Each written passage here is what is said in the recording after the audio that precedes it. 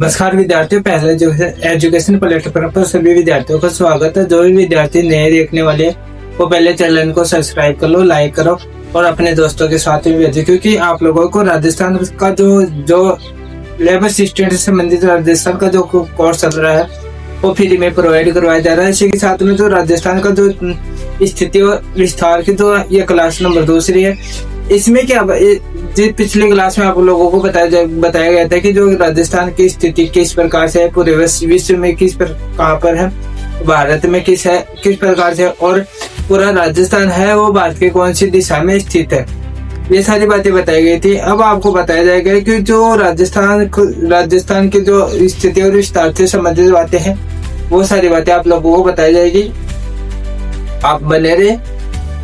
यहाँ पर देखो एक बार पहले कहते हैं कि जब राजस्थान में पहले 2023 से पहले राजस्थान में जिलों की संख्या कितनी थी? राजस्थान में जिलों की संख्या थी 33। फिर बाद में 2023 के अंदर जो बदलाव है, तो बदलाव होने के बाद में जो नए जिले बने, कितने बने? अब वर्तमान में कितने जिले हैं राजस्थान में? 41 जिले, 33 जिले और 41 जिले। इन जिलों का चक्कर कैसे चला, इनके बारे में हम जिक्र करते हैं। राजस्थान में जिलों का निर्माण, राजस्थान में जो जिलों का निर्माण है, राजस्थान का जो एकीकरण हुआ, राजस्थान का जो एकीकरण पूर्ण हुआ वो कब हुआ था? 1 नवंबर 1956 को। और इसमें कुल जिलों की संख्या कितनी थी? इसमें कुल जिलों की संख्या थी 26। फिर बाद में 26वां जो जिला था 1 नवंबर 1956 को 26वां जिला कौन सा बना था? 26वां जिला बना था अजमेर जिला। कौन सा जिला बना था? अजमेर जिला बना था। उसके बाद हम देखते हैं कि 26 जनवरी 2008 में राजस्थान में जिलों की संख्या कितनी हो गई? 33। पहले 26 जिले थे और 2008 में कितने जिले हो गए? 33 जिले हो गए। उसके बाद में हम देखते हैं 17 मार्च 2023 में घोषणा हुई और घोषणा में बताया गया है कि 19 नए जिले व 3 नए संभाग बनाए जाएंगे और बन भी गए थे। और इन 19 तो नए जिले और 3 संभाग, इनकी सिफारिश करने वाले थे जो एक कमेटी थी। उस कमेटी का नाम है राम लुभाया समिति। क्या नाम है उस कमेटी का? यानी कि 17 मार्च 2023 में 9 जिले और 3 संभाग, इनकी जो पूर्ण रूप से घोषणा की गई थी। तो इसमें जो महत्वपूर्ण भूमिका निभाने वाली जो कमेटी थी वो थी राम लुभाया कमेटी या राम लुभाया समिति। फिर बाद में एक और प्रस्ताव न्यूज आई कि 7 अगस्त 2023 को नए जिलों के निर्माण के साथ राजस्थान में कुल जिलों की संख्या कितनी हो गई? 50 हो गई, क्योंकि 33 तो नए जिले थे, 33 नए जिले थे और 19 जिले और हो गए। तो फिर बाद में 19 जिले और बन गए तो 33। और इसके बाद में जो कुछ एक जिले थे वो बनने थे और कुछ जिलों का प्रस्ताव था। तो ऐसी स्थिति हुई तो जिलों की संख्या हमारे पास में कितनी बची? 50। फिर बाद में एक प्रस्ताव और आया 28 और 29 दिसंबर 2024 को, जिसमें 9 जिले थे। 50 में से 9 जिलों को क्या किया गया? निरस्त कर दिया गया। 28 और 29 दिसंबर 2024 को। यह 23 की बात हो रही है। 17 मार्च 2023 में 19 जिले और 3 संभाग नए जुड़े। इसके बाद में जो 7 अगस्त 2023 में जिलों की जो राजस्थान में जो संख्या थी उनकी जो संख्या कितनी हो गई? 50 हो गई। फिर बाद में एक प्रस्ताव और आया। कब आया यह प्रस्ताव? आया 28 और 29 दिसंबर को। ये 28 और 29 दिसंबर कौन सी? 2024 वाली। 28 और 29 दिसंबर 2024 को एक फिर प्रस्ताव आया, जिसमें जो राजस्थान को जो जिले थे कितने? 9 जिले। राजस्थान के कितने जिले? राजस्थान के 9 जिलों को निरस्त कर दिया गया। और इस जो निरस्त करने के बाद में राजस्थान के पास में कितने जिले शेष बचे? राजस्थान में के पास में जिले जो जिलों की जो संख्या बचती है और 41 बचती है। और ये जो निरस्त करने में जो अपनी महत्वपूर्ण भूमिका निभाने वाली एक कमेटी है, उसका क्या नाम है? उसका नाम है डॉक्टर ललित के पंवार समिति। क्या नाम है? डॉक्टर ललित के पंवार समिति या ललित कुमार पंवार समिति, ललित के पंवार समिति। यानी कि जो 19 जिले जो पारित थे, तो उसके अंदर जो महत्वपूर्ण भूमिका निभाने वाली जो कमेटी थी 2023 के अंदर, वो थी रामलुबाइस कमेटी। और जो 9 जिले निरस्त करके 41 जिले बनाने वाली जो कमेटी थी, वो थी डॉक्टर ललित के पंवार समिति। तो वर्तमान में हमारे पास में कितने जिले बचते हैं राजस्थान के पास में? अब राजस्थान के पास में 41 जिले बचते हैं। इसके बाद में राजस्थान में कुल कितने जिले बचे हैं? राजस्थान में कुल जिलों की जो संख्या है वो 41 जिलों की संख्या है। यानी कि हमारे पास में जो नए जिले बचे हैं वो 41 जिले बचे हैं। ये आप लोग उतार लो एक बार। इसके बाद में हम देखते हैं कि जो हमारे जो जिले हैं उनका निर्माण किस प्रकार से हुआ। तो यहाँ पर देखते हैं, जैसे 26 जिलों से 33 जिलों के निर्माण का क्रम, यानी कि जो पहले स्वतंत्रता के समय 1 नवंबर 1956 के समय हमारे पास में हमारे राजस्थान के पास में कितने जिले थे? 26 जिले थे। 26, तो वहां से लेकर ये इन जिलों की संख्या है 33 कैसे हुई, तो उनके बारे में हम बताते हैं। जो एक ट्रिक में है दो बादोरा हक प्रताप, एक छोटी सी ट्रिक है, 2 बादोरा हक प्रताप। या इसके यानी कि इसमें है जो 26 से लेकर 27, 28, 29, 30, 31, 32, 33 इन जिलों का निर्माण हुआ है। तो इन जिलों के बारे में यहाँ पे यह ट्रिक है, 2 बहादुरा हक प्रताप। यहाँ पर देखो, यहाँ पर तो ट्रिक लिखी हुई है, यहाँ पर जिलों का क्रम लिखा हुआ है, यहाँ पर जिलों का नाम लिखा हुआ है, निर्माण तिथि लिखी हुई है, और कौन से जिले से पृथक होकर नया जिला बना है ना? कौन से तो किन जिलों से पृथक होने के बाद में इन जिलों का निर्माण हुआ है और जिलों का नाम। अब यहाँ पर यहाँ पर है 27वां जो जिला बना था, धौलपुर बना था। ये 27वां जिला कौन सा बना? धौलपुर बना। इस जिले का निर्माण हुआ था 15 अप्रैल 1982 को। कौन सी तिथि को हुआ था? 15 अप्रैल 1982 को धौलपुर जिले का निर्माण हुआ था। और यह कौन से जिले से टूटकर बना था? भरतपुर से। कौन से जिले से टूटकर बना था? भरतपुर से। उसके बाद में जो 28वां जो जिला बना 12, 28वां जिला कौन सा बना? 12 बना। और इसका निर्माण कौन सी तिथि को होता है? निर्माण की जो तिथि है 10 अप्रैल 1991। कौन सी तिथि है? 10 अप्रैल 1991। और कौन से जिले से टूटकर बना है? कोटा से अलग हुआ है 12। पहले कोटा और भारत की जो सीमा है वो कोटा अलग जिला नहीं तो कोटा के अंदर ही समाहित था, लेकिन कोटा से अलग हुआ कौन? 12। उसके बाद में जो 29वां जो जिला बनता है दौसा। कौन सा जिला बनता है? दौसा। और इसकी जो निर्माण की तिथि है 10 अप्रैल 1991। और ये कहां से, कौन से जिलों से अलग होता है? एक तो जयपुर है और दूसरा है सवाईमाधोपुर। इन दोनों जिलों के टूटने के बाद में है दौसा जो जिला है उसका निर्माण होता है। और इसकी ट्रिक है 2, है ना। फिर बाद में हम बात करते हैं 30वां जो जिला है। 30वां जो जिला है वो राजसमंद है। इसका निर्माण कब होता है? इसका निर्माण 10 अप्रैल 1991 में होता है। कौन सी तिथि को? 10 अप्रैल 1991। और कौन से जिले से टूटकर बना है? यह उदयपुर से टूटकर बना है। यानी कि उदयपुर से अलग होता है कौन? राजसमंद। कब होता है? 10 अप्रैल 1991 में। अब यह जो 3 जिले हैं वो एक ही तिथि को जारी होते हैं, तो इसको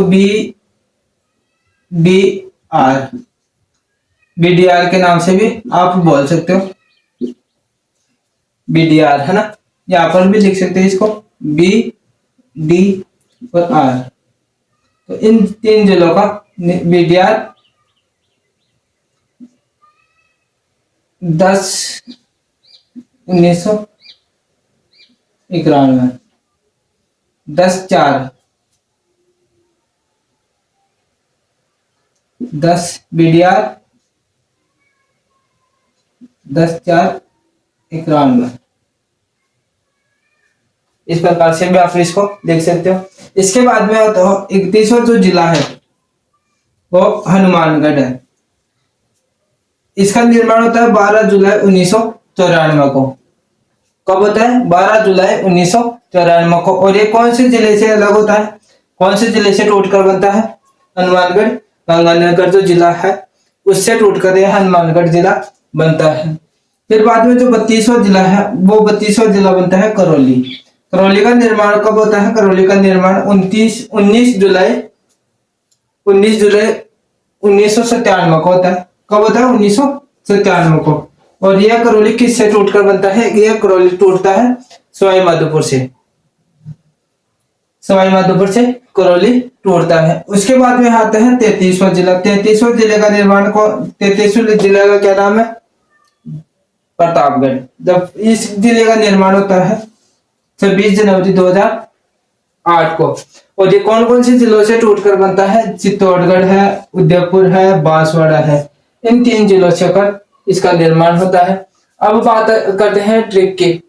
यहाँ से दो से बना धौलपुर, बा से बना बारा, दो से बना दौसा, रा से बना राजसमंद, ह से बना हनुमानगढ़, क से बना करौली और प्रताप से बना प्रतापगढ़। यहाँ पर देखो एक बार, धौलपुर,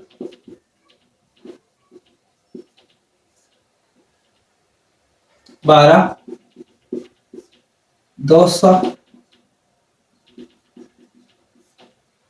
राजसमंद, हनुमानगढ़ और कैसे करौली और प्रतापगढ़।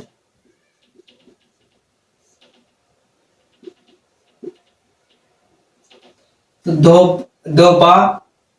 दो बादोरा हक प्रताप, हक प्रताप, धौलपुर, बारा, दौसा, राजसमंद, हनुमानगढ़, करौली और प्रतापगढ़।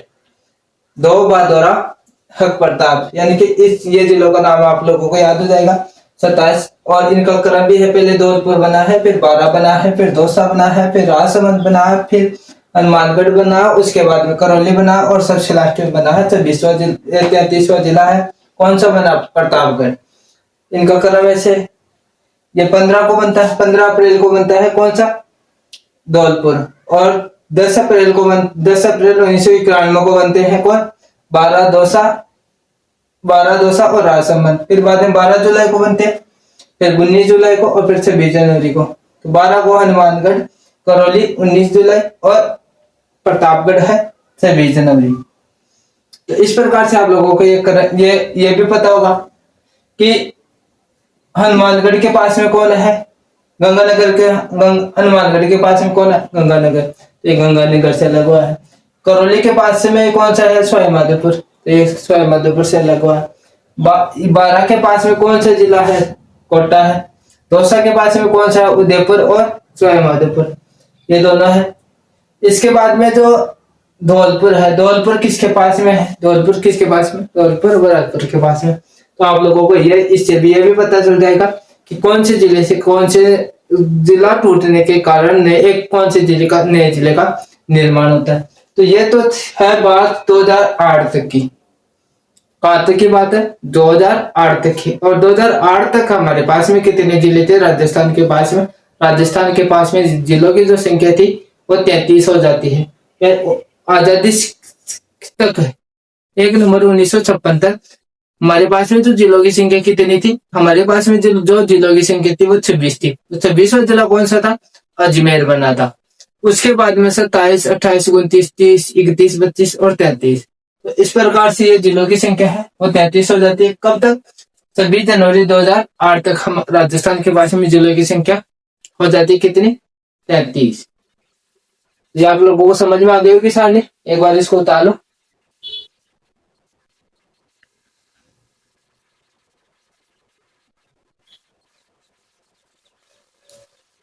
इसके बाद में हम देखते हैं राजस्थान के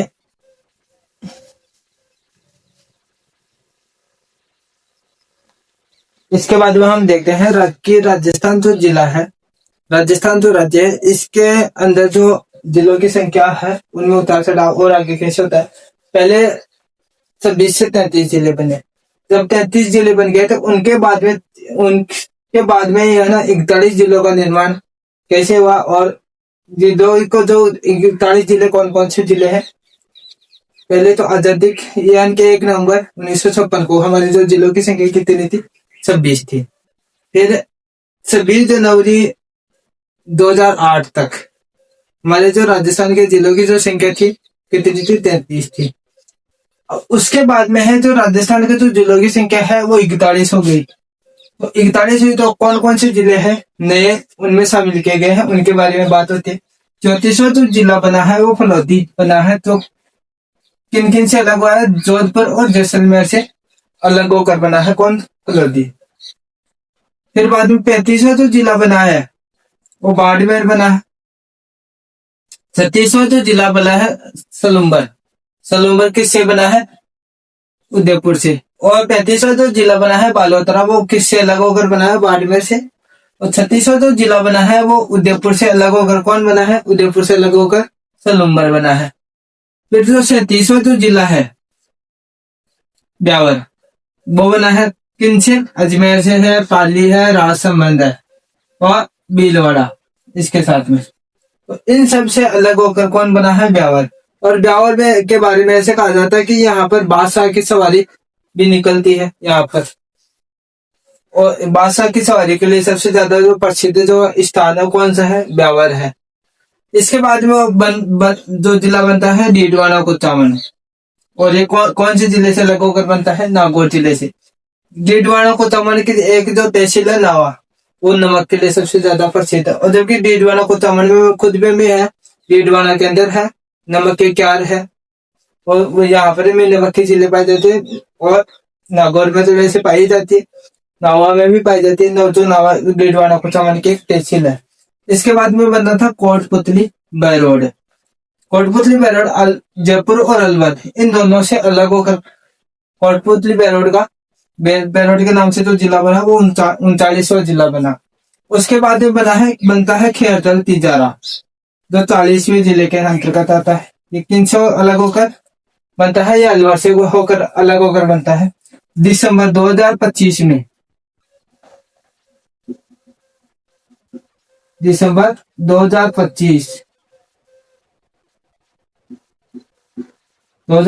में इसका नाम क्या हो गया, इसका नाम हो गया खेरतल तिजारा से बर्तरी नगर।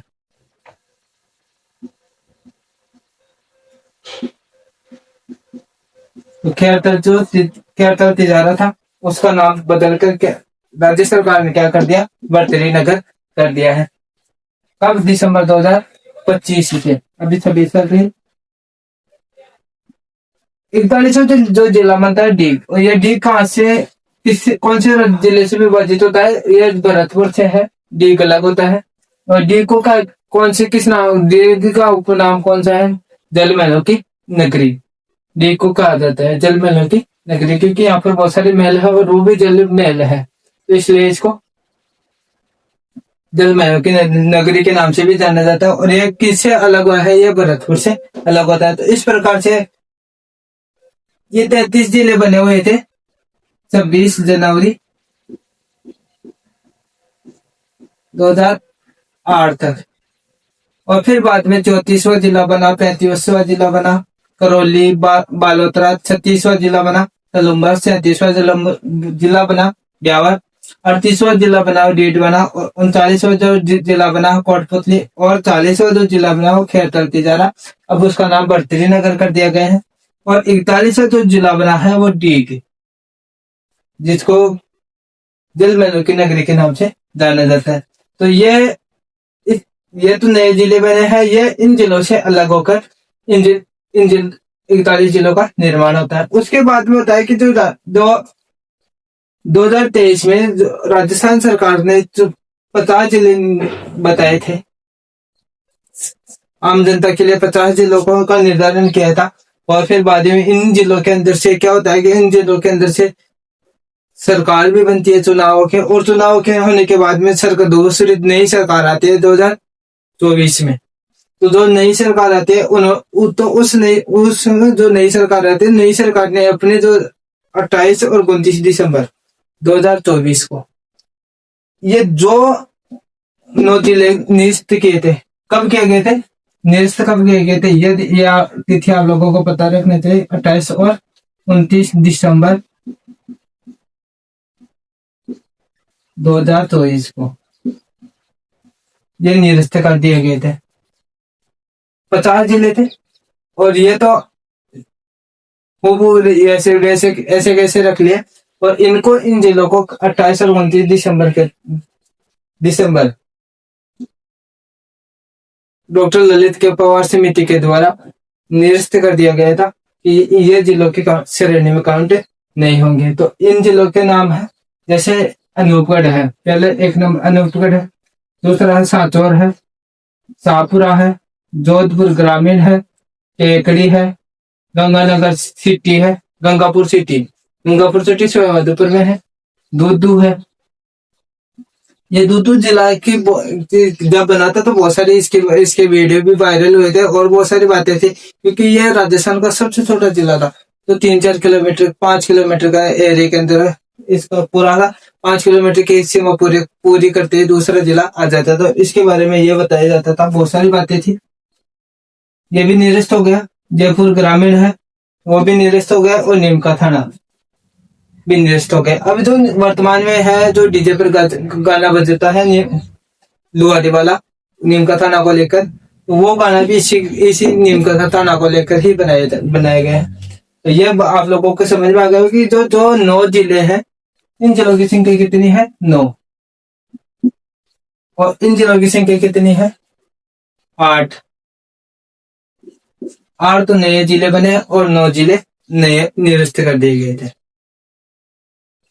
तो ये 8 जिले हैं और ये 9 जिले हैं। अनूपगढ़ है, सांचौर है, शाहपुरा है, जोधपुर ग्रामीण है, केकड़ी है, गंगापुर सिटी है, दूदू है, जयपुर ग्रामीण है, नीमका थाना। इन जिलों को निरस्त कर दिया गया था, और इन जिलों को हूबहू रख लिया गया था। फलौदी, बालोतरा, सलुम्बर, ब्यावर, डीडवाना, कोचामन, कोटपुतली, खैरतल, तिजारा को बर्तरी नाम करते गए, और डी इनको शामिल कर लिया गया। तो हमारे पास में जो अब जो जिलों की संख्या बचती है, जैसे 33 + 8 कितने जिले बचे हमारे पास है। अब जिलों की संख्या बचती है 41 जिले कुल। अब राजस्थान के पास में कुल कितने जिले हैं उपस्थित वर्तमान में, 41 जिले हैं। ये कब है, ये वर्तमान स्थिति में हमारे पास। तो ये आप लोगों को समझ में आ गया होगा। इसको एक बार उतार लो। हम देखते हैं कि राजस्थान की जो स्थिति है वो कौन से अक्षांश और देशांतरों के ऊपर बात हम करते हैं। जब अक्षांश और देशांतर की जो पृथ्वी का गोला है जो, तो उसके ऊपर आडी पूर्व से पश्चिम की ओर, पश्चिम से पूर्व की ओर जो रेखाएं खींची जाती है, ऐसे तिरछी रेखाएं, तो उनको तो क्या कहा जाता है, उनको तो अक्षांश कहा जाता है। और जो खड़ी रेखाएं खींची जाती है जैसे उत्तर से दक्षिण की ओर, तो उन रेखाओं को देशांतर रेखा कहा जाता है। और ये सारी की सारी रेखाएं हैं काल्पनिक है, क्योंकि ये पृथ्वी के ऊपर है, कहीं पर भी खींची नहीं गई है। यह एक काल्पनिक रेखा है कि यह इस प्रकार जिससे हमारा पूरे वर्ल्ड का टाइम पीरियड है और कटिबंध है वो डिफाइन कर सके, इसीलिए इनको रेखाओं का निर्माण किया गया है। ऐसे नहीं कि ना पृथ्वी के ऊपर है इन रेखाओं का ये रेखाएं खींची गई है। ये रेखाएं धरातल पर कहीं पर भी नहीं खींची गई है, ये काल्पनिक रेखाएं हैं और नक्शों में है, ग्लोब के ऊपर है या मानचित्र के ऊपर है, इनके ऊपर आप लोगों को देखने को मिल सकती है। लेकिन वास्तविक रूप में देखा जाए तो यह वास्तविक रूप में कहीं पर भी दिखाई नहीं देगी। केवल ये भौगोलिक जो स्थिति है उसका पता लगाने के लिए खींची जाती है कि ये कौन से क्षेत्र, ये स्थान है कौन से क्षेत्र में कौन सी दिशा में और कहाँ पर स्थित है। तो उसको जानने के लिए है अक्षांश और देशांतर रेखाओं का इस्तेमाल किया जाता है। कटिबंध है उनका इस्तेमाल किया जाता है। अक्षांशों को अक्षांशों का इस्तेमाल है। कटिबंध है, जलवायु है, और जो जलवायु में होने वाले परिवर्तन है उनके बारे में जानकारी प्राप्त करने के लिए है वो अक्षांशों का इस्तेमाल किया जाता है। देशांतरों का इस्तेमाल किया जाता है कि जो जिस क्षेत्र विशेष में कोई व्यक्ति विशेष रह रहा है या उपस्थित है, तो वो वहां पर रह रहा है, तो वहां का जो टाइम पीरियड है वो वहां का टाइम क्या है, कौन सी स्थिति, सूर्य की स्थिति कैसी है, वो वहां का जो दिन हो रहा है या रात हो रही है, ये सब जानने के लिए देशांतर रेखाओं का इस्तेमाल किया जाता है। इन दोनों का इस्तेमाल होने के बाद हमारे को एक क्षेत्र विशेष की जो स्थिति है उसका पता लगता है कि एक जो क्षेत्र है वो कहाँ पर स्थित है। जैसे पूर्वी भाग में स्थित है तो पूर्वी भाग में भी है, तो कहाँ पर है, उत्तरी पूर्वी भाग में है या उत्तर पश्चिमी भाग में है, तो या दक्षिण पूर्वी भाग में है या दक्षिणी पूर्वी भाग में है। तो पूर्वी भाग में भी यानी कि पर्टिकुलर जो अक्षांश और देशांतर जो आपस में जो जहां पर मिलके एक कच्चा खाका तैयार करती है, तो उससे यह पता चलता है कि यह क्षेत्र विशेष यहाँ पर है, जो जिसको हम लोकेशन बोलते हैं। वो लोकेशन अक्षांश और देशांतर को दोनों रेखाएं अगर जहां पर मिलती है, तो अगर जहां पर अक्षांश और देशांतर रेखाएं मिलती है और तो वहां पर उस क्षेत्र विशेष की लोकेशन को हम ट्रेस कर सकते हैं। अन्यथा अगर हमारे पास में उस क्षेत्र विशेष की न तो सैटेलाइट के पास में अक्षांश और देशांतर रेखाएं होगी, स्थिति होगी, न हमारे पास में होगी, तो हम चाहे कितनी भी कोशिश कर ले फिर भी वो लोकेशन ट्रेस नहीं कर पाएंगे। आइए हम देखते हैं कि जो राजस्थान है भारत के कौन सी दिशा में स्थित है। राजस्थान भारत के उत्तर पश्चिमी दिशा में स्थित है, ये तो आप लोगों को पहले से पता होना चाहिए। अब बात आती है कि राजस्थान उत्तर पश्चिमी दिशा में स्थित है, तो राजस्थान के जो दक्षिणी भाग है उससे कौन सी रेखा होकर गुजरती है, उससे कर्क रेखा होकर गुजरती है। कौन सी? 23.5 डिग्री उत्तरी अक्षांश, 23.5 डिग्री उत्तरी अक्षांश पर कौन सी रेखा स्थित है? कर्क रेखा स्थित है। तो वो राजस्थान के कौन से दो जिलों से होकर गुजरती है? राजस्थान के 2 जिलों से होकर गुजरती है। एक तो डूंगरपुर है, दूसरा है बांसवाड़ा, तो वहां से होकर वो गुजरती है। अब हम देखते हैं, ये है अक्षांश रेखा जो 23 डिग्री 3 मिनट 23 राजस्थान का जो दक्षिणी भाग है, वो 23 डिग्री 3 मिनट उत्तरी अक्षांश में स्थित है। से तो प्रारंभ होता है, यहाँ से तो प्रारंभ हुआ और 30 डिग्री 12 मिनट उत्तरी अक्षांश तक फैला हुआ है। यानी कि इसका जो अक्षांशीय विस्तार है कहाँ से है? 23 डिग्री 3 मिनट उत्तरी अक्षांश से लेकर 30 डिग्री 12 मिनट उत्तरी अक्षांश तक, ये इसका जो अक्षांशीय विस्तार है। अब हम देशांतर विस्तार के बारे में पता करते हैं। तो देशांतर विस्तार राजस्थान कौन सी दिशा में स्थित है? राजस्थान पश्चिमी दिशा में स्थित है। तो पश्चिमी राजस्थान कौन सी दिशा में? राजस्थान पूर्वी दिशा में स्थित है। किसके? पूरे विश्व के, और भारत के पश्चिमी दिशा में स्थित है। तो पूरे विश्व तो आप देशांतर की बात करते हैं, राजस्थान के जो देशांतर विस्तार हो 69 डिग्री 30 मिनट पूर्वी देशांतर से प्रारंभ होता है देशांतरी विस्तार, और 78 डिग्री 17 मिनट पूर्वी देशांतर तक राजस्थान का विस्तार फैला हुआ है। इसके बाद में जो हम देखते हैं कि राजस्थान का जो दक्षिणी भाग है, वो दक्षिणी भाग है, और जो पूर्वी भाग है, और जो उत्तरी भाग है, और जो पश्चिमी भाग है, तो ये इनकी दूरी कौन कौन सी है? राजस्थान का जो उत्तर से तो दक्षिण की जो दूरी है वो उसकी उत्तरी भाग की जो सीमा है और दक्षिणी भाग की जो सीमा है, उन दोनों भागों की जो सीमा के बीच की दूरी है राजस्थान के, वो 826 किलोमीटर है। 826 किलोमीटर है। इसके बाद में राजस्थान के पश्चिम से लेकर पूर्वी स्थान तक जो भाग है, यानी कि जैसलमेर से लेकर और धौलपुर तक, धौलपुर का जो सिलाना गांव है, सिलाना जो गांव है, राजखेड़ा तहसील है, वहां तक इसकी जो लंबाई है इस क्षेत्र की, वो 869 किलोमीटर है। इसके बाद में हम देखते हैं कि राजस्थान के जहां पर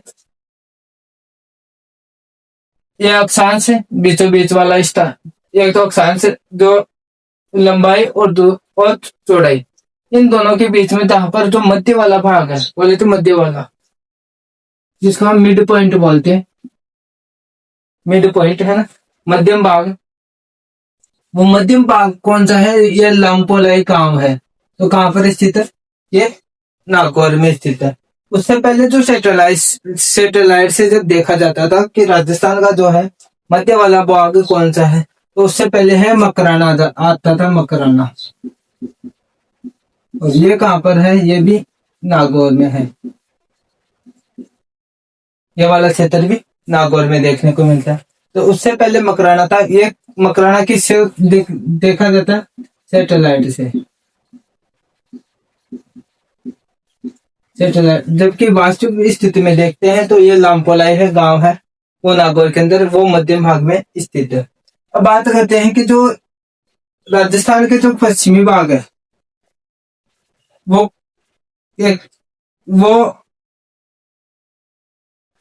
यहाँ पर स्थित कौन सा गांव है? यहाँ पर स्थित है कटरा गांव। कौन सी तहसील पड़ती है? सम तहसील। और कौन सा जिला पड़ता है? जैसलमेर। समझ में आ गया? कटरा गांव है, सम तहसील है, जैसलमेर जिला है इस क्षेत्र में। यहाँ पर है जो उत्तरी भाग है, राजस्थान का उत्तरी भाग है, वो कौन सा? उत्तरी भाग की जहां पर पंजाब की सीमा लगती है और राजस्थान की सीमा, दोनों की सीमा लगती है, वो कौन सा गांव है? वो कोना गांव है। और गंगानगर तहसील है और गंगानगर ही क्या है? जिला है। गंगानगर ही जिला है। राजस्थान का जो पूर्वी भाग है, राजस्थान का जो पूर्वी भाग है, वो कौन सी जगह पर है? धौलपुर जो जिला है, उसकी जो तहसील है राजखेड़ा। धौलपुर जो जिला है, उसकी तहसील कौन सी है? राजखेड़ा। और राजखेड़ा के की जो कौन सा गांव है? सिलाना गांव है, वो वहां पर पूर्वी भाग से, यानी कि ये इसकी सीमा किससे टच करती है? इसकी सीमा है यूपी से टच करती है। तो इस प्रकार से अपनी ये सीमा बनाता है। फिर बाद में बात करते हैं दक्षिणी भाग की। दक्षिणी भाग है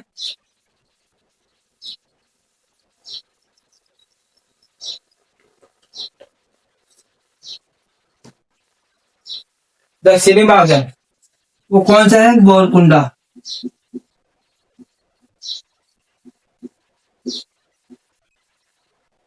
गोरकुंडा गांव है, कुशलगढ़ तहसील है,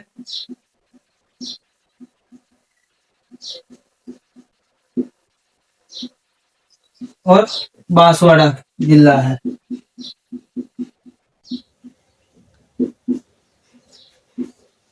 यहाँ पर इसका जो दक्षिणी भाग है। तो आपको समझ में आ गया कि राजस्थान के उत्तर में जो कौन सा गांव स्थित है? कोना गांव है। कौन सी जो तहसील है? गंगानगर तहसील है। कौन सा जिला है? गंगानगर जिला है। राजस्थान का जो दक्षिण का अंदर कौन सा गांव है? गोरकुंडा गांव है। कौन सी तहसील है? कुशलगढ़ तहसील है। और कौन सा जिला है? बांसवाड़ा जिला है। राजस्थान का जो पूर्वी भाग है, जहां पर राजस्थान की सीमा समाप्त होती है, वो कौन सा जिला है? वो पूर्वी भाग में धौलपुर जिला है। कौन सी तहसील है? राजखेड़ा तहसील है। और कौन सा गांव है? सिलाना गांव है। इसके बाद में हम देखते हैं राजस्थान का जो राजस्थान की जो पश्चिमी सीमा है, पश्चिमी सीमा, राजस्थान की सीमा जो पश्चिमी भाग है, उसकी जो सीमा है वो कहां पर लगती है? वो पाकिस्तान से लगती है। ये आपको विशेष ध्यान रखना। तो इसमें जो जैसलमेर जिला है वो बिलोंग करता है। इसकी जो जैसलमेर जिले की जो सम तहसील है, वो और कटरा गांव है। यानी कि कटरा गांव के अंदर, कटरा गांव है सम तहसील में स्थित है, और सम तहसील किस में स्थित है? जैसलमेर में स्थित है। उत्तर से लेकर और दक्षिण तक राजस्थान की जो लंबाई है वो 826 किलोमीटर है। उत्तर से लेकर दक्षिण तक राजस्थान की जो लंबाई है वो कितनी है? 826 किलोमीटर है।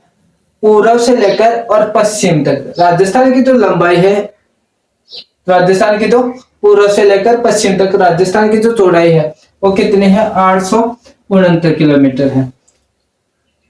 राजस्थान का जो मध्यम भाग है, राजस्थान का जो मध्यम भाग है वो कौन सा है? वो लामपोलाई गांव है। कहां पर स्थित है? ये नागौर में स्थित है। और इससे पहले जो मकराना है उसको मध्यम वाला भाग माना जाता था। समझ में आ रहा है आप लोगों को? यह हो गया। अब देखते हैं कि जो राजस्थान का जो यहाँ एक बार देखो, यहाँ पर राजस्थान का अक्षांशीय विस्तार है।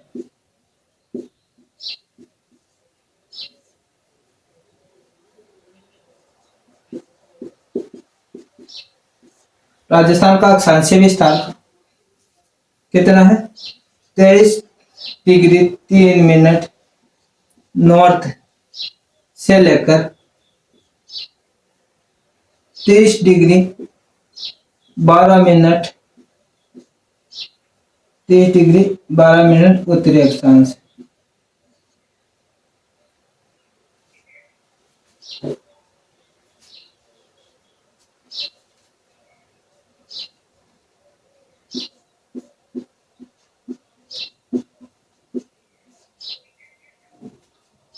इसके अंदर जो माइनस कर दो आप लोग, कितने बचे?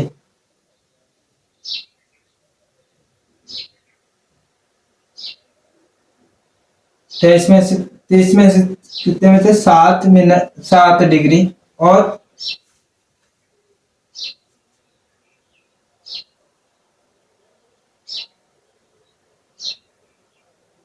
7 डिग्री और 9 मिनट।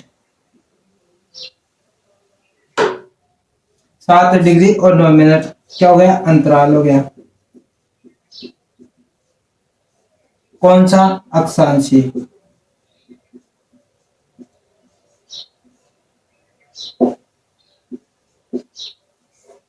कितना हो गया? 7 डिग्री 9 मिनट। इसके बाद में देखते हैं देशांतरीय विस्तार है। देशांतरीय विस्तार यहां पर देखो,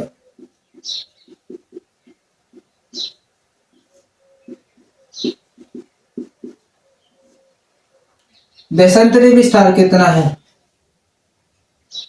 69 डिग्री 30 मिनट से ईस्ट से 78 डिग्री 17 मिनट।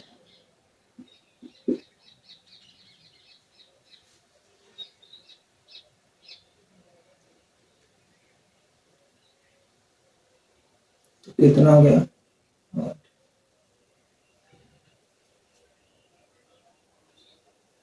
करो एक बार।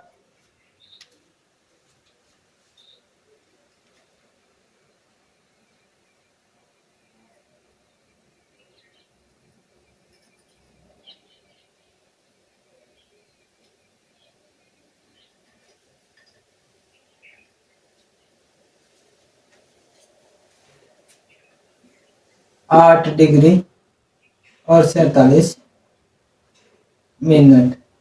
अब हम बात करते हैं, तो ये इसमें क्या होता है कि एक डिग्री बराबर कितने होता है? 60 मिनट होते हैं।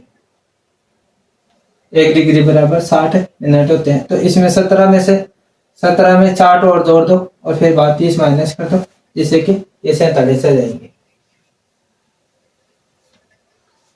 तो यह क्या होगा? यह देशांतरीय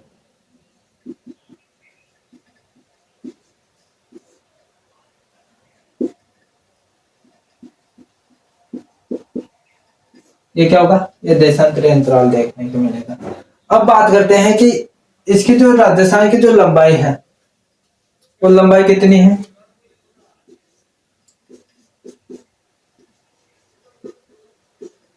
उत्तर से दक्षिण की ओर 826।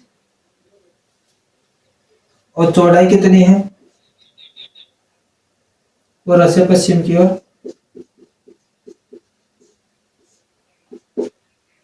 चौड़ाई कितनी है 869। तो माइनस कर दो, कितने हो गए 869 माइनस 826, 3 और 4, 43 किलोमीटर।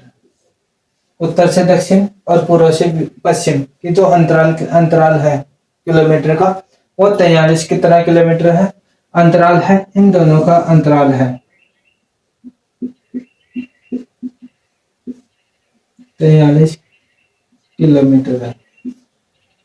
ये भी आप लोगों को पता रहना चाहिए।